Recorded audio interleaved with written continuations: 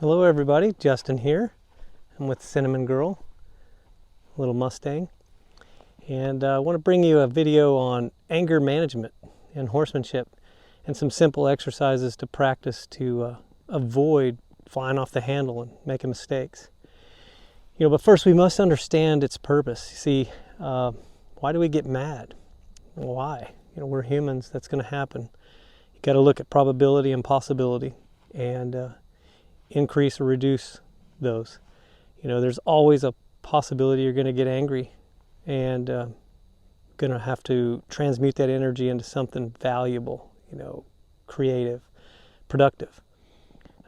Change the thought that whatever caused the emotion of anger into, enthusiasm or willingness.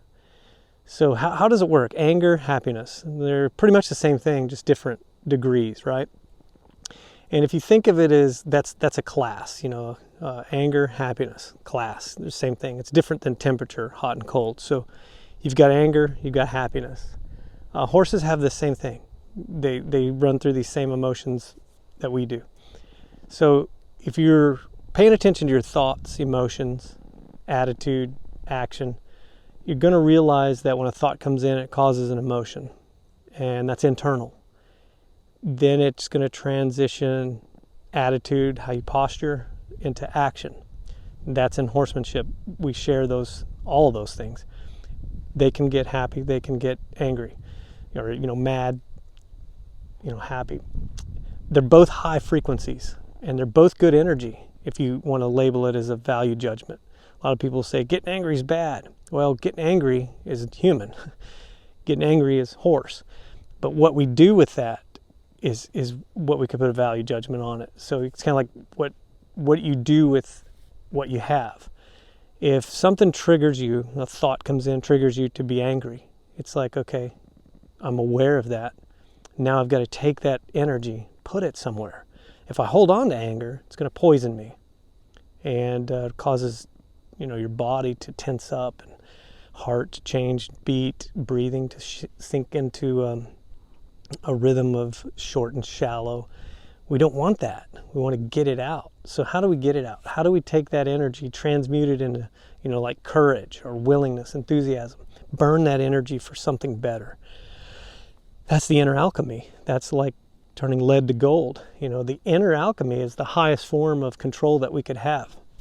And the highest form of control of understanding we're thinking, we're feeling, we have an attitude, we have an action. So taking in, putting out, burning energy, energy conservation. If you're mad all the time, you're going to burn yourself out. If you're happy all the time, you're going to burn yourself out.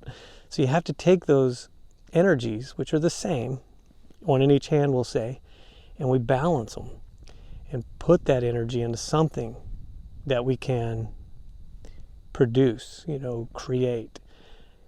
I'll give you a story before we get started here.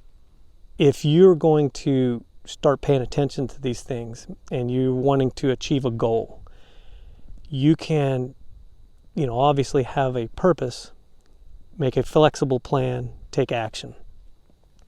Along that road, you're going to have different thoughts come in, different emotions, thousands of them. It's going to cause your attitude to change. It's going to cause your actions to change. But be aware that that is a good thing. Those are things coming in to help you accomplish the purpose or reach the goal. You're going to start playing with transmuting energy. And in doing that, you'll discover that something you're doing is going to manifest into a positive or negative. So here's the story. I used to be really, really angry person. So I would burn that energy into doing something. I remember being a kid and I got upset at something. I'd ride my bike and I'd try to pedal those pedals as hard as I could. Well, that's burning energy, but it was also making me very, very healthy. Well, the reciprocal cycle of that, I just found that, man, I have to go pedal longer to burn off that energy. So it's like, okay, what can I do to transmute that energy into something else? And as you get older, you start doing different things. I don't ride a bike as much as I used to. So I have to do different things. Well, I would get a project going and then get frustrated, and then it would give me energy to dive into that project, whether it be build a house. I can remember I was living in a house and having to pay payments and earning a lot of money, but it's always going away. The mortgage and the debt and all that, just kind of frustrating and kind of like debilitating, and being creative and doing what I wanted to do. It's kind of like a prison. Well, I decided, no, I'm going to build my own house. I don't want to pay for this thing for 30 years. I'm going to build my own house. So I took that energy, frustration and anger at having to always go earn to pay, and 30 years of doing that just didn't fit with me. So I was like, I'm gonna build my own house. So I did it. I took that anger and frustration and I transmuted it into courage and willingness, and built a house. And then it, those thoughts and the ideas and the vision and the imagination manifested into a house. And then I'm living in the house, and I realized, wow, there's something to this. And you could do it with anything. So then I remember the strongest vice of conformity I ever put myself into was being in the military. And I thought, wow, I'm going to get out of this and I'm going to do something on my own. I'm going to create a business. And all the anger that I would ever feel, pent up subconscious anger, I threw it into that business. And then it manifested into something really, really good. But even that, that reciprocal cycle, energy conservation, burn energy. So anger and creating a business, I was going to get burnt out. And I realized, man, I've got to figure this out. So then if you start focusing on the 5 main areas of your life, which we've talked about in other videos, your health, your wealth, relationships, happiness, spirituality, no particular order. But it's like my relationship. I've been married to my wife for 28 years. And it's like, you're going to get angry in the relationship. What do? Well, you recognize that emotion, and then you bring it back into a thought of like, okay, then I'm going to create the best relationship on the planet. And when you have the power to do those things, everything starts to come together in harmony and balance. Now, I didn't learn this overnight. So what I had to do is I had to take lots of notes. That's one thing. But I also had to practice something. And here's what I'm going to show you I would do. So I don't know if she's in the frame anymore. I'm going to ask her to just back up a couple of steps because she might have creeped forward. Go ahead, one more step. And do it. Yeah. Go ahead, increase intensity and relax. So that's a vibrational frequency going down that rain. So I'll do a lateral flexion just to get on. Thank you. And toe in the stirrup. Come on up. So what I would do is a breathing. So first thing in anger management is breathe. So what I would do is get into a pattern recognition. Start to get angry, breathe. Start to get frustrated, breathe. Start to get off my center, breathe. In the nose, out the mouth. Move. Start walking, burn energy. Breathe and move, merging breath and movement together. This infinity loop's a real cool exercise. But it doesn't have to be on an infinity loop. You can go anywhere. You can do it anywhere, anytime, with your horse, without your horse. So I'm going to ask her to stop right here. We'll back up a couple of steps. Okay, so 4 things. Anger management, here they are, and horsemanship. Merge breathing and movement together. She just took a deep breath. I'll take a deep breath. Relax. Shoulders, hips, legs. So 1, you merge breathing and movement together. 2, relax your shoulders, hips, and legs. Like consciously relax the muscles in your body. 3, get it out. You've got to get that anger out. It's poison. Get the tension out of your mind and the tension out of your body. Put it somewhere. Put it somewhere productive. Horsemanship for me is where I will put it. I rarely, man, in the old days I'd get frustrated with horses, but man, that's a couple decades ago. Never get frustrated with horses because I've practiced it so long. It's like pointless. So if the centeredness is off balance away from horses, I come to horses and I start asking them questions, and I create a relationship with them that is the best ever. So we've also got to examine our 4 things: thoughts, emotions, attitude, action, and run through those. You got to put your anger into some sort of a context. Why? Why did I get anger? Why did I get mad? What is the probability I'm going to do it again based on the why? What is the possibility?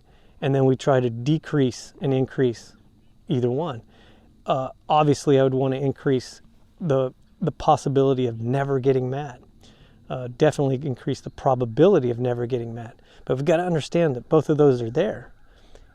What is it that we're doing, or what is the outside influence causing this frustration or this anger? And when we put it into that kind of a context, we can examine that, and then we can look at, well, was it worth getting angry? And the probability of that is no, it wasn't. Is the possibility there that I'll get angry? Yes. How do we change it? How do we transmute it? Well, if you practice a strength-based training strategy with yourself and your horses, or with anybody, and what that means, strength-based training, is focus on all the good things. It'll remind you how good they are. So like in horsemanship, I use a strength-based training strategy to train horses. I focus on all the good things they do, and it'll consistently remind my brain how good they are. So the probability of me getting angry, no. Possibility, minimal. That's what I mean in that. And that's what we want to do with ourselves. You're going to get angry again. If you're human and you keep living life, it's going to happen. That's the possibility. But the probability, real small, if you practice this, because you'll head it off at the pass, so to speak. So in moving with horses and breathing together, the first sign of frustration or imbalance, you're going to start breathing and moving. Take a deep breath and move. Get the energy out. Burn it. You're going to relax shoulders, hips, legs. And I call it a stop exercise. So I may come to a complete stop. Take in a breath, exhale, relax the shoulders, hips, legs, and then get that tension out of my mind, get the tension out of my body. Pause, stop, and examine. What was the thought that caused the emotion that I didn't want? How can I use that energy, put it into something to where I do want? So if I can start practicing that, and I'm making a fractal of what the possibilities are for you, but if I can start practicing that in horsemanship, I can do it away from the horse. I can do it with the horse. I can do it in anywhere, anytime. And that's that inner alchemy. That's what's going to give you the realization that you have control of what you have control of, and that's yourself. And that's what I wanted to share with you today. It's pretty cool. Let me see your face there, Cinnamon. She's like, I'm leaving while I was getting down. And let me ground tie you. And that's where you can realize you can control what you can, present it outward, and manifest what you want into reality, just like the building of a house or building of a business or building of a relationship. Transmuting energy.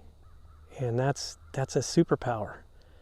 That anger is a poison. I was angry for a long, long time, young age.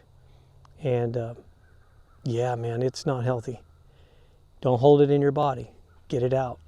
Horsemanship is a really cool way to do that. I was going to bring her to say goodbye, but I don't even know if you could see her anyway. Oh yeah, there she is. All right, bye-bye.